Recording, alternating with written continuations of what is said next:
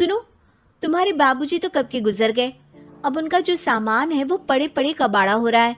बेच ही दो, कुछ पैसे आ जाएंगी। बात तो सही है। अगले संडे फुर्सत में यही करेंगे।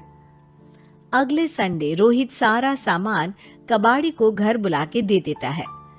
तभी उसकी नजर बाबूजी की पुरानी टीवी पर जाती है, जो इतने सालों तक कूड़े में पड़ी थी, फिर भी चमचमा रही थी।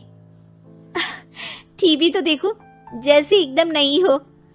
हाँ, बाबूजी को टीवी देखना बहुत पसंद था। उनका सपना था कि वो टीवी पे आए। एक बार मौका भी था जब वो अपने गांव के गाने सुनाने किसी चैनल पर जाने वाले थे, पर मैं और मेरा भाई लड़ पड़े और बाबूजी को घर पर ही रुकना पड़ा। चला के देखें क्या? हाँ हाँ, क्यों नहीं, देख लेते हैं। पर शायद ही चले। बाबूजी ने उस लड़ाई के दिन के बाद टीवी देखना ही छोड़ दिया था। टीवी चालू करने के लिए उसमें केबल वायर लगा दिया जाता है। एक न्यूज चैनल चालू हो जाती है। स्वर्ग की सीढ़ी के रास्ते हैं तीन, तीनों के तीन रास्ते हैं संगीन। पहला रास्ता है सांप की बीन, दूसरा रास्ता घर में बिछा कालीन, तीसरा रास्ता कलकत्ता से चीन। ये क्या बकवास खबर है, कुछ अच्छा लगा दो। अरे आप बोलो तो सही, कोई अच्छी खबर सुना देता हूँ। मेरा तो काम ही खबर देना है। अरे बाप रे, टीवी बात कर रही है। हाँ, ये न्यूज वाला मुझसे। हाँ हाँ, आपसे ही तो बात करूंगा ना, आपके घर में हूं तो। अरे ये सपना है क्या? तुम हमसे बात नहीं कर सकते? अरे सपना नहीं भाई साहब, ये टीवी जादुई टीवी है। बोलो क्या खबर सुननी है, वरना ब्रेक लेने का टाइम आ जाएगा। सुप्रिया घबरा के टीवी बंद कर देती है। वो क्या था? अरे एक बार और चालू करके देखे, फिर से बात करेगा तो चैनल बदल देंगे। सुप्रिया फिर टीवी चालू कर देती है। अरे ऐसा कोई मुंह पे टीवी बंद करके जाता है क्या? मुझे बुरा लगा आपका नेचर। चाय पानी तो पूछो। सुप्रिया टीवी के बटन से चैनल बदल देती है। अब टीवी पर एक फिल्म चल रही है। अरे ये तो सूर्यवंशम है ना? हाँ, और ये ठाकुर को जहर की खीर दे दी और उसको पता भी नहीं है। ए भाई, खीर मत पीना, उसमें जहर है, मत पीना। ठीक है महाशय, जैसा आप कहें। हाँ। अरे आपकी बात मान ली, पूरी पिक्चर ही अब तो बदल जाएगी। मतलब ये सच में जादुई टीवी है? तभी वहां कबाड़ी आ जाता है। भैया, टीवी के 150 रुपए दूंगा, चलेगा? अरे 1.5 करोड़ में भी ना दे तुमको ये टीवी हम। अरे 1.5 करोड़ खरीदने को होते तो तुम्हारे घर में ये पानी चाय नहीं पीता, अंबानी या टाटा के घर बैठा कोल्ड कॉफी पीता। रोहित कबाड़ी का हिसाब करके उसे वहां से चलता करता है और अपने भाई शशिकांत को फोन लगा के बुलाता है। शशि थोड़ी ही देर में वहां पहुंच जाता है। क्या हो गया भैया? अरे बाबूजी का टीवी याद है? हाँ हाँ, जिसमें घुसे रहते थे हमेशा वो, और अपने को कुछ नहीं देखने देते थे। अरे वो अब जादुई टीवी बन गया है।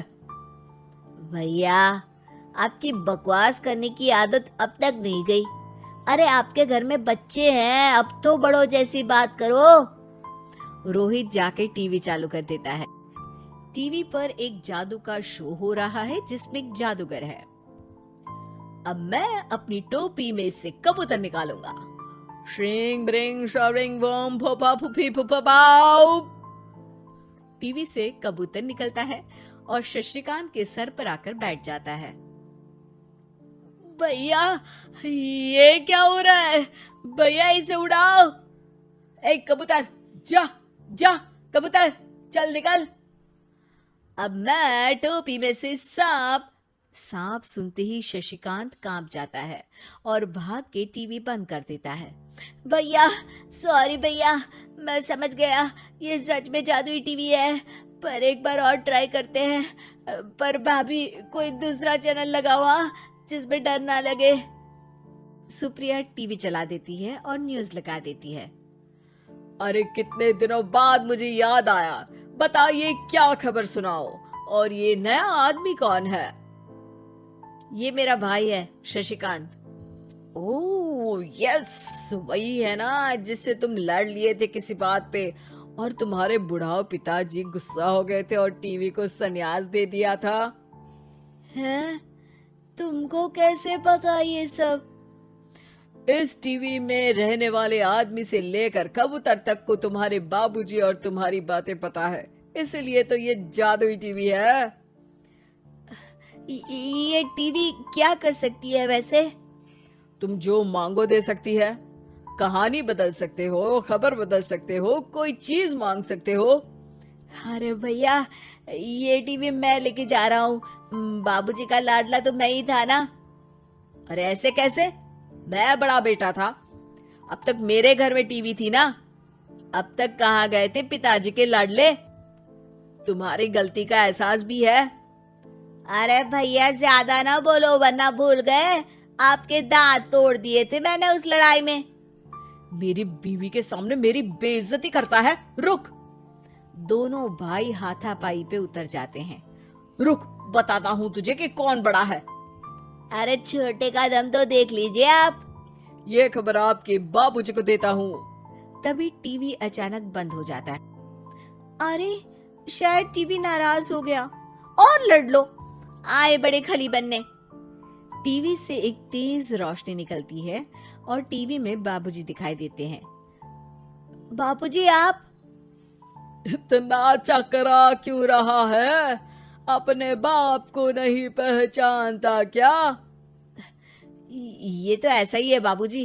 प्रणाम बाबूजी। अरे चुप कर, तुम दोनों ही उल्टे हो। तुम्हारी वजह से मैंने टीवी में आने के सपने को छोड़ दिया, तुम्हारी लड़ाई की वजह से। और तो और, जितना मैं अपनी बीवी को नहीं देखता था उतना टीवी को देखता था, वो भी छोड़ दिया तुम दोनों की लड़ाई की वजह से।